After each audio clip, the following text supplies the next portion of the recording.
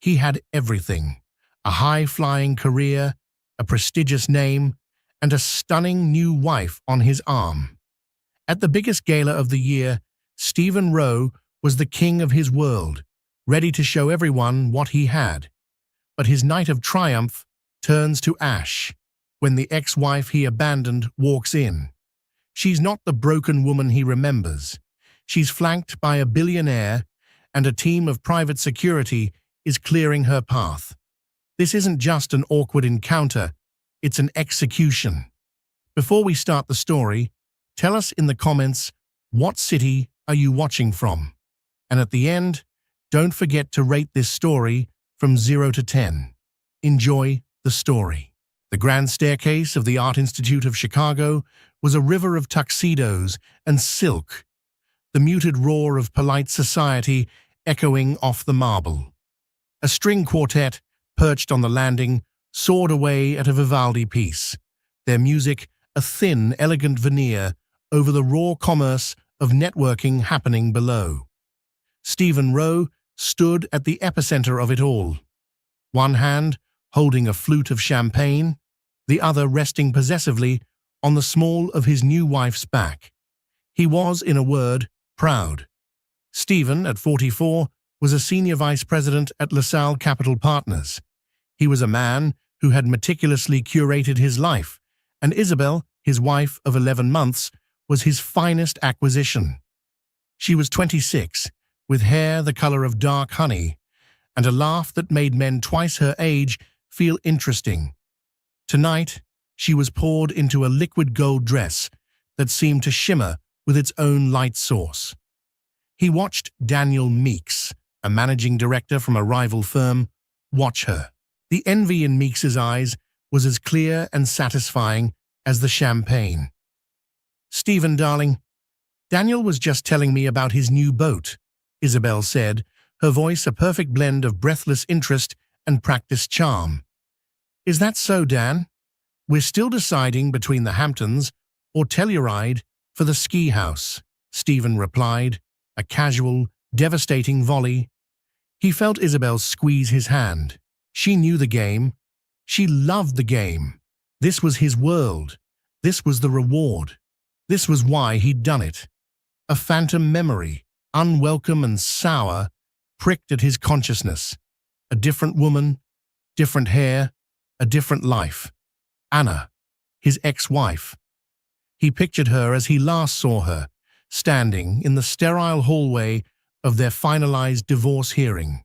Her drab gray suit, the sensible, he'd always called them frumpy, shoes, the look of quiet, academic disappointment in her eyes. Dr. Anna Hayes. Even her name felt heavy and beige. She was a theoretical physicist, or something equally abstract and, in his world, useless. She'd spent their 15-year marriage buried in data, muttering about quantum encryption and data integrity at dinner parties, killing the mood. He'd told his friends and himself that he had outgrown her, that he needed a partner who could keep up. The truth, the one that slithered in his gut late at night, was that he'd left her for Isabel, who had been his assistant. The betrayal had been swift, brutal, and from his perspective, necessary. He'd traded up. He'd traded the comfortable, worn-in sedan for a brand-new sports car. Tonight, at the Founders Gala, he was parading his new trophy, and the world was applauding his choice. "Stephen, good to see you," a voice boomed. It was Senator Paulson, a man whose favor Stephen had been courting for months. "Senator, a pleasure. You know my wife, Isabel." "How could I forget?" the senator beamed, kissing Isabel's hand. "You, young lady, are a work of art. Stephen, you're a lucky, lucky man." "I know it, sir," Stephen said, his chest swelling. This was it. The absolute pinnacle. He was insulated by wealth, status, and beauty. Nothing could touch him. He was raising his glass to toast the senator when the mood in the grand hall shifted. It wasn't a loud noise. It was the opposite. It was a sudden, focused hushing. The conversational roar dipped, heads near the entrance turning in unison. "What's going on?" Isabel whispered, rising on her toes to see over the crowd. Stephen frowned, annoyed by the interruption. Probably some politician making a late dramatic entrance. Then he saw them. They weren't the museum's polite, maroon-blazered security. These were men in dark, impeccably tailored suits, moving with a silent, fluid purpose. They wore earpieces. They were not asking people to move. They were creating a path, their presence a solid, unyielding wall. The crowd parted like the Red Sea, a bubble of silence and space forming around the people they escorted. "My God," someone near him breathed. "Is that?" The security detail stepped aside, and two figures emerged into the center of the cleared space, a man and a woman. The man was Nikolai Volkov. Stephen's stomach went cold. Volkov wasn't gala rich, he was nation-state rich, a recluse, a phantom who moved markets with a single, rumored decision in tech, logistics, and private energy. He had never, ever been seen at a Chicago social event, but it wasn't Volkov that made Stephen's champagne flute tilt, a drop of cold liquid splashing onto his hand. It was the woman on his arm. She was tall, her hair a sleek, dark curtain pulled back into a severe, elegant knot. She was wearing a custom-made gown of deep, emerald green satin that left her shoulders bare. Her only jewelry was a set of diamond earrings that seemed to drink the light.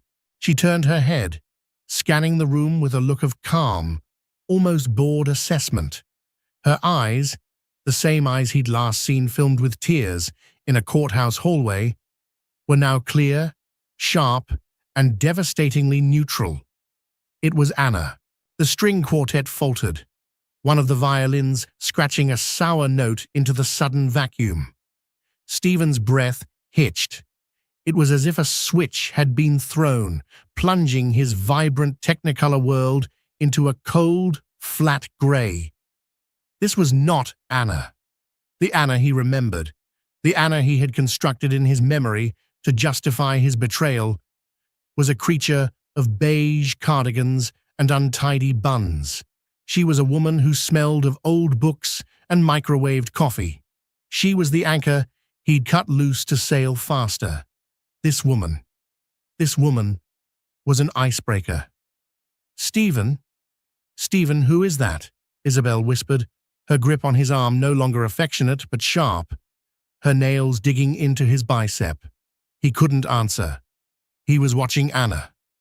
She moved with a liquid poise he had never seen, her posture perfect. She wasn't clinging to Volkov's arm. She was walking with him, a partner, not an accessory. Volkov himself, a man rumored to be utterly ruthless, was leaning in, listening to something she was saying, his expression one of genuine, rapt attention. A security man, built like a refrigerator, stepped slightly forward as a local photographer, emboldened by the sheer spectacle, tried to raise his camera. The guard didn't touch him. He just looked at him. The photographer lowered his camera, his face pale. The bubble moved forward. The gala's host, the museum director, practically sprinted toward them, his face a mask of flustered awe. "Mr. Volkov, Dr. Hayes, we are so honored. We had no idea." Anna smiled, a small, polite movement of her lips. "Mr. Davies, thank you for the invitation. The new wing is exquisite." Her voice. It was the same voice, but the tone was different. Lower, smoother, devoid of the faint, anxious energy he'd always associated with her. Dr. Hayes. The name echoed in his head. Dr. Hayes. He had always called her Anna. When he was diminishing her work, he'd called her Professor. But Dr. Hayes, it sounded like a weapon. "Stephen," Isabel said again, her voice tight. "That woman, is that Is that her? It's Anna, he managed to say, his voice sounding distant. Isabel's head snapped back to the scene. She was doing the math. The mousy, frumpy ex-wife he'd described, the woman Isabel had pitied and secretly despised as the before to her after, was standing 20 feet away, looking like a queen, on the arm of a man who could buy and sell this entire room, including Stephen. The power imbalance in the room, which Stephen had been dominating just moments before, didn't just shift, it shattered. It was a hostile takeover. But how? Isabel stammered. She looks incredible. That dress, those diamonds. That's what you see, Stephen wanted to scream. He wasn't seeing the dress or the diamonds. He was seeing the power. He was seeing the way Daniel Meeks and Senator Paulson were now craning their necks, their expressions nakedly hungry, desperate for an introduction.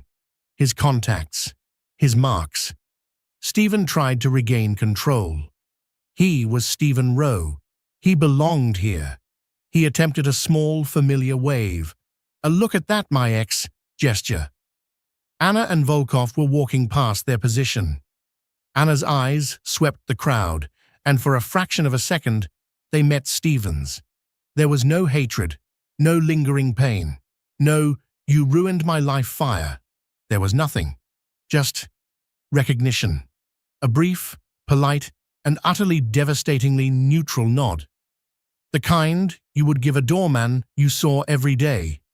She didn't just not care. She had, he realized, with a jolt of pure, cold panic, forgotten to care. Then she was past him. The entire gravitational center of the gala, the whispers, the stares, the ambition, followed in her wake, leaving Stephen and Isabel in a cold, irrelevant eddy. "Well," Isabel said, her voice brittle. She dropped her hand from his arm and took a step away, as if to recalibrate. "You certainly undersold her." She's cleaned up," Stephen said, hating how weak he sounded. "She didn't clean up, Stephen," Isabel shot back, her pretty face hardening. "She's radiant, and you said she was nothing." The crack had appeared, the perfect golden facade of their life. The one he had built on the wreckage of his first marriage was starting to splinter. He had sold Isabel a story, that he was the powerful man who had rescued her from an admin desk and saved himself from a boring wife. The story was a lie, and the truth, in emerald green satin, had just walked past them, flanked by men who could kill with their bare hands. The party was supposed to be his. Now it was awake. Stephen stood frozen, his champagne long gone warm. The string quartet had resumed playing, but the music felt frantic, a desperate attempt to stitch the night's elegant fabric back together. It was failing. He couldn't stop staring. Anna and Volkov hadn't vanished into a private room. They were doing something far more public and far more damaging. They were mingling. Or rather, Volkov stood with a regal stillness, and people, the real people, the billionaires, the policymakers, the old money matriarchs, were forming a neat, reverent queue to be presented to him, and by extension, to Anna. Stephen watched, his stomach churning with a toxic cocktail of jealousy and disbelief. He saw Daniel Meeks, the man whose envy he had savored, practically bow to Anna. He saw Senator Paulson, his senator, laugh at something she said, his eyes alight with a respect Stephen had never, ever received. I need another drink," Isabel said, her voice flat. She didn't wait for him. She walked away, her golden dress no longer looking radiant, but suddenly garish, a cheap imitation. He was alone. For the first time in years, at a party, Stephen Rowe was utterly, completely alone. His mind, a loyally aggressive thing, scrambled for a narrative, a box to put this in. She's his mistress, he whispered to himself. A plaything. Volkov is known for it. He'll get tired of her. This is a fluke. But his gut knew better. He watched Nikolai Volkov. The man wasn't displaying her. He was consulting her.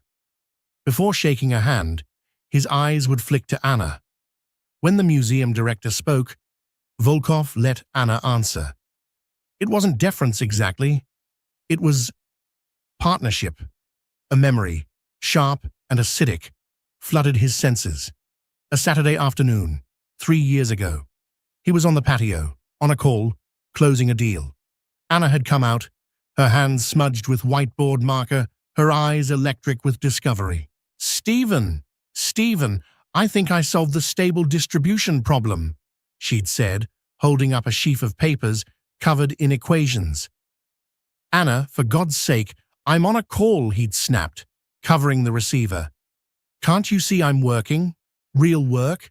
The kind that pays for all this? He gestured impatiently at their house, their life. He remembered the light in her eyes dying. It hadn't just dimmed, it had been extinguished. She had looked at her papers, then at him. Right, she'd whispered. Real work. Sorry. She had crumpled the top paper in her fist and walked back inside. He'd felt a twinge of, not guilt, but annoyance. Annoyance that she had dared to equate her expensive hobby, her academic scribbles, with the savage, high-stakes ballet of his financial world. Now, watching her command the attention of a man who could buy LaSalle Capital with his pocket change, Stephen felt a different sensation. It was a cold, creeping dread, the sickening realization that the winning lottery ticket he'd been holding had been mistaken for trash, crumpled, and thrown away. He had to fix this. He had to re-establish the hierarchy. He drained his glass, set it on a passing tray, and began to move. He would go over, be magnanimous. He would be the bigger man, the benevolent ex-husband, pleased at her good fortune. He would show everyone that he was the one who had let her go. He navigated the crowd, but as he approached the circle of power, one of Volkov's security men, the one who had stared down the photographer, turned. He didn't step in Stephen's way. He simply existed.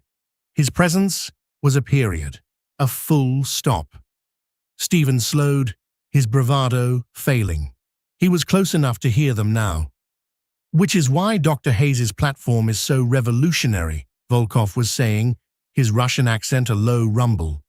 It doesn't just protect data, it makes data theft irrelevant, obsolete. Senator Paulson looked at Anna. Doctor, is that true? Your work? It's ready for market? Anna smiled.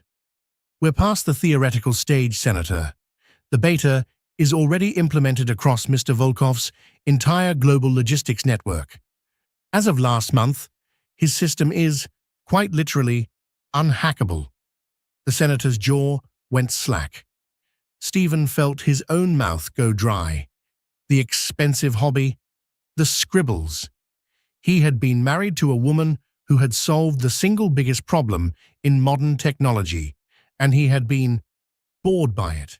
He had been so obsessed with his own reflection in the eyes of lesser men that he had failed to see the Titan standing right next to him. Isabel returned, a fresh glass in her hand. Her eyes were red. Don't, she said, seeing the look on his face as he prepared to walk toward Anna. Don't what? I'm just going to say hello to my ex-wife. No, you're not, Isabel said, her voice low and vicious. You're going to go over there and try to claim her, like you own her, like her success is somehow related to you. I know you, Stephen. I've watched you do it at every party for 2 years. He recoiled. Isabel, it's disgusting, she whispered, her lip trembling. All this time, you made me feel like I was the upgrade, but we were the sideshow, you and me. She was the main event. And you were the idiot who left." Isabel turned and walked, not toward the bar, but toward the exit, leaving him standing alone, the truth of her words ringing in his ears, louder and more terrible than the applause that was suddenly breaking out as the museum director formally welcomed his new, most important patrons. He found her an hour later. The initial crush of people around Anna and Volkov had subsided. Volkov had been pulled into a private room with the museum's board, and Anna had for a moment been left to wander. She was standing in the Impressionist wing, alone, looking up at a Monet. The vibrant, chaotic strokes of paint seemed to hold her in a trance. The security detail was present, but discreet, hovering at the arched doorways of the gallery, giving her space. This was his chance, his last chance. Stephen felt his heart hammering, a desperate primal need to reset the narrative. He had to prove, to her and to himself, that he still mattered. He walked toward her, his footsteps echoing on the polished oak. "All those years," he said, his voice trying for light and reminiscent. "You never once wanted to come to this gala. You said it was frivolous." Anna didn't turn. For a long moment, she continued to study the painting. Finally, she sighed, a small, tired breath, and looked at him. Her eyes were clear. The neutrality was gone, replaced by something he found he liked even less: clinical observation. She was looking at him like a problem on a whiteboard. "It is frivolous, Stephen," she said, "but it's a necessary frivolity. Some people need to see the why before they can understand the what. This," she gestured to the gala, "is the why. So that's what this is, a show. You, Volkov, that ridiculous security." "They're not ridiculous. They're necessary," Anna said simply. "When your work is considered a strategic asset by 3 different governments, necessary takes on a new meaning." The casual gravity of her statement landed like a punch. "Strategic asset?" "Stephen, what do you want?" she asked, finally turning to face him fully. The emerald dress was magnificent, but it was her posture that held him captive. The way she held her shoulders, the absence of the deferential slump he'd cultivated in her. He faltered. What did he want? He wanted her to be the old Anna. He wanted her to be impressed by him. "I'm surprised, that's all. This isn't you." "You're right," she said. "It's not. The woman you're remembering. She doesn't exist anymore. You made sure of that." There it was, the first crack in her composure, a hint of the steel beneath. "Me?" he scoffed, indignation rising. "Anna, I didn't do anything to you. Our marriage, it just ran its course. We wanted different things." "Did we?" she asked, her voice dangerously quiet. "Or did you want a mirror, and you got angry when you saw a person instead?" "I wanted a partner, not a roommate who was more interested in equations than her own husband." Anna actually laughed. It wasn't a happy sound, it was sharp and brittle. "More interested in equations. Stephen, those equations were my life, my work. And you didn't just ignore it. You actively despised it. You belittled it. You belittled me." A flash of memory. Him, throwing a stack of her papers off the dining room table to make room for his banker buddies. "Clean up this homework, Anna. We have real guests." "I was supporting us," he hissed, his face hot. "You were," she conceded. "You paid the mortgage, and in exchange, I was expected to be small, to be your quiet, admiring background. The smart wife you could trot out when it suited you, and put away when it didn't." He saw Isabel then, hovering at the gallery entrance, her arms wrapped around herself. She was watching them. "And look at you now," Stephen sneered, gesturing at her. "So what? You ran off and found a bigger wallet? Is that the answer? You left me for that? Anna's expression hardened into something he'd never seen before. It was contempt. I didn't run off, Stephen. I left. After you emptied our joint accounts to put a down payment on a condo for your assistant, I had nothing. I had my brain, and I had my work, which you'd been trying to get me to abandon for a decade. I took my research, she continued, her voice like a surgeon's scalpel, the work you called my expensive hobby, and I sent it to 6 firms. 3 of them were in defense. 3 were in tech. Nikolai Volkov was the only one who flew to Chicago, sat in my tiny rented apartment, and asked, "Dr. Hayes, what do you need?" She took a step closer. He could smell her perfume. It was expensive and complex, nothing like the simple floral scent she used to wear. "He's not my catch, Stephen. He's not my husband. He's my partner. He runs the hardware. I run the software. My company, H Quantum, is the firm securing his entire $400 billion enterprise. He's not my ticket into this party. He's my employee. This gala," she looked around, "is his bonus." Stephen's blood ran cold. "My company." You started a company?" "The day our divorce was final," she said. "You were so busy fighting me for the house I'm now told you're about to lose, that you didn't even read the supplemental filings. You let your lawyer trade away your claim on my intellectual property for an extra $10,000 in the settlement. Your man called it a pile of academic junk. It was, to date, the single stupidest trade of your career." She adjusted a cuff. "And now, I have to go. The senator wants to discuss a federal contract. It was—" She paused, searching for the word. "It was a moment. Seeing you, Stephen. Isabel." She gave a small nod to Isabel, who was standing, ghost-white, in the doorway.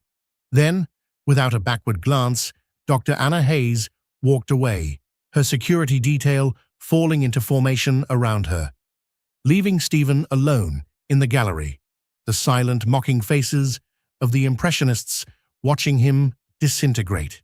The drive home to the sleek, minimalist condo on Lakeshore Drive was a tomb of silence. The click of the turn signal was an accusation. The hum of the Mercedes engine was a funeral dirge. Isabel sat pressed against the passenger door, as far from him as she could get. She hadn't spoken since they'd collected their coats and made the walk of shame, as Stephen's brain was now calling it, out of the gala. They'd left early. No one had noticed. No one cared. Stephen's hands were clamped to the steering wheel, his knuckles white. He was a man suffocating.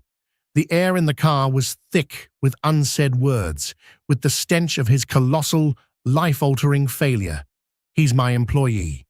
The stupidest trade of your career." The words echoed relentlessly. He had built his entire identity on being the smartest man in the room, the shark, the closer. And his frumpy, boring wife had executed a leveraged buyout of his entire life, using his own arrogance as capital. They pulled into the garage. The silence stretched as the elevator ascended, the soft ding at their floor making him flinch.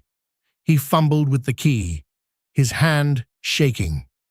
The door swung open to their home, the condo that had once felt like a symbol of his victory. All white marble, glass walls, and stark modern furniture now felt like a high-end prison cell. It was cold, impersonal. Isabel walked straight to the floor-to-ceiling window overlooking the dark, churning expanse of Lake Michigan. "You knew," she said, her voice small. "What?" Stephen said, tossing his keys onto a glass table with a clatter. "At the gala, when you went to talk to her, you already knew. You knew she was that. You knew, and you let me stand there looking like a fool." "Isabel, I had no idea," he said, ripping at his bow tie. I was just as blindsided as you. No. She spun around, her face a mask of sudden, violent clarity. You were blindsided by the money, by Volkov. But you weren't blindsided by her. You knew she was smart. You knew what she was working on. You just buried it. I did not. It was theoretical nonsense. Was it? Isabel walked toward him, her golden dress now just a costume. Or were you just terrified? Terrified? Of Anna? He laughed, but the sound was hollow. Of her brain, Isabel said, her eyes drilling into his. You told me you left her because she was boring, because she couldn't keep up. But that's not it, is it? You left her because you couldn't keep up with her. You were afraid that one day she'd wake up and realize that you were the boring one, that you were the academic junk. His hand flashed out, grabbing her arm. You shut your mouth. Isabel didn't flinch. She just looked at his hand, then back at his face, her expression one of profound, bottomless pity. It was worse than her anger. That's all you have, isn't it? She whispered. When the bluster fails, when the money doesn't impress, you just grab, you bully. He let her go, as if she'd burned him. I chose you, he said, his voice cracking. I gave up everything for you. No, you didn't, Isabel said, rubbing her arm. You didn't choose me. You chose an idea. You chose a 24-year-old assistant who was so dazzled by your title and your corner office that she would never, ever question you. You didn't want a wife, Stephen. You wanted an audience. And Anna stopped clapping. She was right. The truth of it was so pure, so sharp, it cut the legs out from under him. He sank onto one of his ludicrously expensive Italian sofas, his head in his hands. He'd married Isabel because she was simple, because her ambitions were his ambitions, money, status, and beauty. She was the perfect reflection. And tonight, Anna had shattered the mirror. What you did to her, Isabel continued, her voice trembling with a new, cold fury. It wasn't just leaving. It was theft. You didn't just take a new wife. You tried to take her past. You tried to rewrite history to make her small. You told me she was weak. You told me she was emotionally unstable. She was, he yelled, his last defense. She was a wreck when I left. Because you were cheating on her, Isabel screamed, the sound tearing through the pristine quiet of the condo. Because you were draining her bank account and lying to her face for a year. My God. I helped you. I helped you draft the letters to her. I helped you hide the assets. Oh God. The realization hit her. She wasn't just the after. She was the co-conspirator. The moral complexity of her own role in Anna's betrayal, a betrayal she had justified by buying into Stephen's narrative of the dour, difficult wife, came crashing down. I'm just as bad as you are, she whispered, backing away, a look of self-loathing on her face. I'm the trophy, that's all I am, the prize for being a bastard.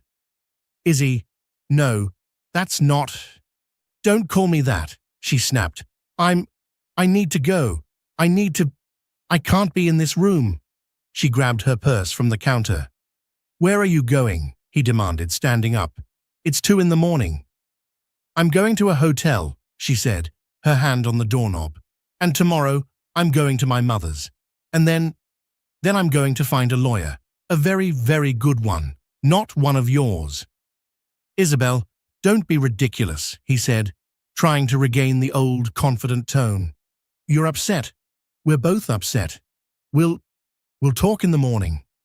She looked at him, her beautiful face now, just the face of a very young, very tired woman. What's there to talk about, Stephen? The whole thing? It's a lie. You're not the man you pretend to be, and I'm not the woman I want to be. Not with you. She opened the door. "You can't just leave," he shouted, a raw panic rising in his throat. "The house, your things. They're not my things, are they?" she said, pausing in the doorway. "They're your things. The things you bought with the money you made. The things you bought from the woman you left. I don't want any of them." The door clicked shut, the sound echoing in the massive empty room. Stephen stood, utterly defeated, staring at the lake. The city lights, once a glittering testament to his success, now felt like a million mocking eyes, all watching him. He was, for the first time, a truly poor man. The silence of the condo in the following days was a physical weight. It pressed down on him, suffocating. There was no music, no Isabel, laughing at a text, no clink of wine glasses as they prepared for a night out. There was just the hum of the refrigerator and the whistle of the wind off the lake. Stephen didn't go to work. He called in sick, a first for him. He couldn't face them. He couldn't face Daniel Meeks. He couldn't face the whispers. The story was everywhere. It wasn't just a gala rumor, it was a financial headline. The ghost in the machine. H. Quantum's 10 billion valuation. Forbes. Volkov's secret weapon, Dr. Anna Hayes. Wall Street Journal. His phone buzzed relentlessly, not with calls from clients, but from his lawyers. Isabel had been serious. Her petition for divorce was filed. And it was brutal. She wasn't just asking for a settlement, she was citing fraudulent inducement and emotional distress. And she was offering her testimony about his financial dealings during his first divorce as leverage. He was trapped. On the third day, he forced himself to go to the office. The walk from the elevator to his corner suite was the longest of his life. He felt the stairs. He saw the way his assistant, a new one, a plain, efficient woman in her 50s, wouldn't quite meet his eye. "Mr. Rowe," she said, "Mr. Davies from the board is holding for you." Not LaSalle's board, the museum's board. He picked up the phone. "This is Stephen Rowe." "Stephen." "Robert Davies," the voice was clipped, all warmth from the gala gone. "I'm calling as a courtesy. We're concerned." "Concerned? About what?" "About your connection to Dr. Hayes. Or rather, your former connection. It's a bad look, Stephen." "A bad look? Robert, my personal life is my own. Not when it's this public," Davies snapped, "and not when it involves our new patron-in-chief. Dr. Hayes and Mr. Volkov have pledged a 9-figure donation. They are, as of this morning, the most significant donors in this museum's history. And the word is, the story of your separation is not a pleasant one." Stephen's blood turned to ice. "What are you saying?" "I'm saying the board feels your presence at future events would be complicated, distracting. Until this blows over, we think it's best you step back from your committee appointments." The phone clicked. He'd been excommunicated. He stared at the city skyline, the city he'd conquered. He had been so proud. So proud. He thought of his conversation with Anna in the gallery. "You're right. The woman you're remembering, she doesn't exist anymore. You made sure of that." He had. He had been the catalyst. His cruelty, his arrogance, his betrayal. They hadn't broken her. They had forged her. He had been the fire, and she had walked out of it, tempered like steel. He, on the other hand, had been burned to ash. His psychological conflict was a vortex. He hated her. He hated her for her success, for her poise, for her timing. He hated her for making him small. But beneath the rage, something deeper and more terrible was surfacing. Admiration. And beneath that, the deepest, darkest truth of all. He missed her. He didn't miss the trophy wife. He didn't miss the status. He missed Anna. He missed the real Anna, the brilliant, passionate, messy, cardigan-wearing woman. He missed their Sunday mornings with the paper. He missed arguing with her about politics. He missed the quiet, powerful hum of her brain working in the next room. He had been married to a star, and he'd complained that it wasn't a lamp, that he couldn't just switch it on and off. "Mr. Rowe," his assistant's voice over the intercom. Your lawyers are here. They said it's urgent. Regarding both your cases." He slumped in his chair. The glass walls of his office, his cage, reflected a man he didn't recognize. A man who had traded a universe for a handful of glitter and was now left with nothing but empty hands. The next 6 months were a systematic dismantling of a life. Stephen Rowe, the titan of LaSalle Capital, ceased to exist. First, the job. He wasn't fired, not officially. He was transitioned. His clients were quietly reassigned. His responsibilities were shifted. His senior vice president title remained, but the power was gone. He was a ghost in a $5,000 suit, haunting an office that was no longer his. The unspoken message was clear. His reputation, built on an image of savvy and ruthless control, was permanently compromised. The man who'd made the stupidest trade of his career in his own marriage could no longer be trusted with other people's fortunes. Second, the divorce. Isabel's lawyers were merciless. She didn't want his money, not really. She wanted out, and she wanted to punish him. She got the condo. She got the Mercedes. She got half of what remained of his liquid assets. He didn't fight. He had nothing left to fight with. The firm, eager to distance themselves from the PR nightmare, offered him a generous severance package to simply disappear. He moved into a small, rented apartment in Lincoln Park, the kind of place he would have sneered at a year ago. It was beige. It had a galley kitchen. He was, for the first time since his 20s, truly alone. The silence was no longer a weight. It was a mirror. With no parties to attend, no deals to close, no beautiful wife to manage, there was no one left to perform for. There was only Stephen. And he was forced to look. He saw the cowardice.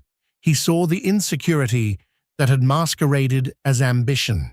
He saw the profound, gaping void in himself that he had tried to fill with other people's envy. He finally understood what Isabel had meant. He'd left Anna not because he was strong, but because he was terrified. He was a bully who had punched up, missed, and broken his own hand. One rainy Tuesday, sorting through boxes, he found a picture. It was from early in their marriage, he and Anna hiking. They were muddy, grinning, arms slung around each other. She was wearing a ridiculous wool hat, her nose red from the cold. She looked, he realized, incandescently happy, and so did he. He sat on the floor, the photograph in his hand, and he wept. It wasn't a cry of self-pity. It was a cry of grief, a mourning for the man he could have been, for the life he could have had, if he hadn't been so poisoned by pride. He knew what he had to do. It wasn't about getting her back. It wasn't about forgiveness. It was about correction, an acknowledgement. He called his last remaining lawyer, a man who wasn't part of the corporate machine. "I want to reopen the settlement with my first wife," Stephen said. The lawyer was baffled. "Stephen, that's closed. Done. Why would you—" "I want to void the intellectual property clause. I want to cede any and all, past, present, and future claims I might have." "But you don't have any claims. You traded them away." "I know," Stephen said, looking at the picture, "but the trade itself, it was coercive. It was based on a lie. I want it on record. I want to sign a full binding renunciation." "That's insane, Stephen. It's a non-move. It means nothing. It means something to me, he said. 2 days later, a simple, one-page document was couriered to the headquarters of H Quantum in Palo Alto. It wasn't a letter. It wasn't an apology. It was a legal document, relinquishing a claim he didn't have to a property he didn't understand. In a glass-walled boardroom overlooking the California hills, Dr. Anna Hayes was in the middle of a presentation. Her assistant entered and placed a single file in front of her. Anna paused. She read the document. Her face remained impassive. Nikolai Volkov, sitting at the end of the table, raised an eyebrow. "A problem, doctor?" Anna looked at the signature on the page. Stephen Rowe, a ghost from another life. She slid the paper back into the file. It was a meaningless gesture. Legally, he was giving her something she already owned, but it was also, she knew, the most honest thing he had ever done. It was an admission. It was, in his own broken way, an apology. She closed the file. "No, Nikolai," she said, turning back to the holographic display. "Not a problem. A loose end. It's tied." She took a breath, clicked to the next slide, and continued to change the world. 2 years passed. The city of Chicago moved on, as cities do. Stephen Rowe found work. Not at a bank. No one would have him. He found a job at a small, non-profit consultancy that helped community organizations manage their finances. The pay was a joke. The office was cramped. His suit was now a pair of Dockers and a worn Oxford shirt. He was quieter. He'd lost the brittle, arrogant energy. He listened more than he spoke. He took the L train to work. He read books. For the first time in his life, his identity was not tied to his title, his bank account, or the woman on his arm. It was just his. One evening, he was attending a community zoning meeting in a stuffy high school cafeteria. He was there to present a budget proposal for a new park. He saw her across the room, by the coffee urn. Isabel. She looked different. Her hair was its natural darker brown. She was wearing glasses and a simple, professional dress. She looked, he thought, less like a trophy and more like a person. Their eyes met. The jolt was electric, not of passion, but of recognition. Two survivors of the same shipwreck. He walked over. "Isabel." "Stephen." She didn't smile, but she didn't recoil. "You're looking well." "So are you," he said. What are you doing here?" "I'm a paralegal," she said, a small, proud lift to her chin. "For the Legal Aid Society. We're representing the Tenants Association." He nodded, impressed. "Good. That's really good, Isabel." It's a start," she said. An awkward silence fell between them. The ghosts of their shared past, the lies, the ambition, the gala, hung in the air. Stephen started, fumbling. I was sorry for all of it. For what I did. To you. To Anna. For the man I was." Isabel looked at him for a long time, studying his face. She saw the new lines. She saw the absence of the old smug smile. "I know, Stephen," she said finally. "Me too. I was just as complicit. I wanted the lie. I couldn't live with it." "Are you happy?" he asked. She sighed. "I'm working. I'm paying my own rent. It's real. I'll take real over happy right now." She offered a small, sad smile. "You?" "The same," he said. "It's just real." "Mr. Rowe?" a woman called from the front. "You're up." "That's me," he said. He nodded to Isabel. "Good seeing you, counselor." "You too, Stephen." He walked to the front of the cafeteria, picked up his notes, and began to speak about playground funding and bond issues. As he was leaving, he passed a newsstand. He stopped. On the cover of Wired magazine, She was staring back at him. Dr. Anna Hayes, the architect of the quantum future. She looked formidable, powerful. Not a trace of the woman he'd married, not a trace of the woman he'd seen at the gala. This was someone new entirely. He stood there for a long time, the evening traffic rushing past him. He didn't feel jealousy. He didn't feel anger. He didn't even feel regret. Not the sharp, acidic kind. He just felt a profound, aching sense of distance, a sense of a life that had run parallel to his, and had then rightly veered off into the stratosphere. He bought the magazine. He tucked it under his arm, pulled up the collar of his simple coat, and walked home in the cold Chicago night. A man, finally, painfully, at peace with being small. 2,000 miles away, in a fortress of glass and silence, Dr. Anna Hayes ran the future. The H Quantum campus in Palo Alto was not an office. It was a 20-acre think tank, a place where the grass was kept green by recycled water and the buildings were designed to let the light in, but not the noise. Her personal office was a vast, minimalist space. One wall was a solid pane of smart glass overlooking a grove of redwood trees. The other walls were, quite literally, whiteboards, covered in the elegant, esoteric script of quantum equations. This was her armor. This was her kingdom. She was finishing a call with the Secretary of Defense. "No, Secretary," she was saying, her voice calm and absolute. "We will not be providing a backdoor to the algorithm.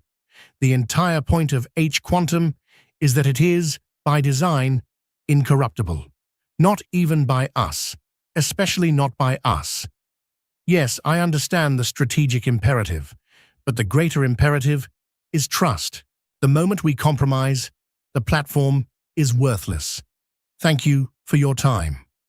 She ended the call, the silence of the room rushing back in. On her desk, a flawless slab of reclaimed walnut, sat 2 items.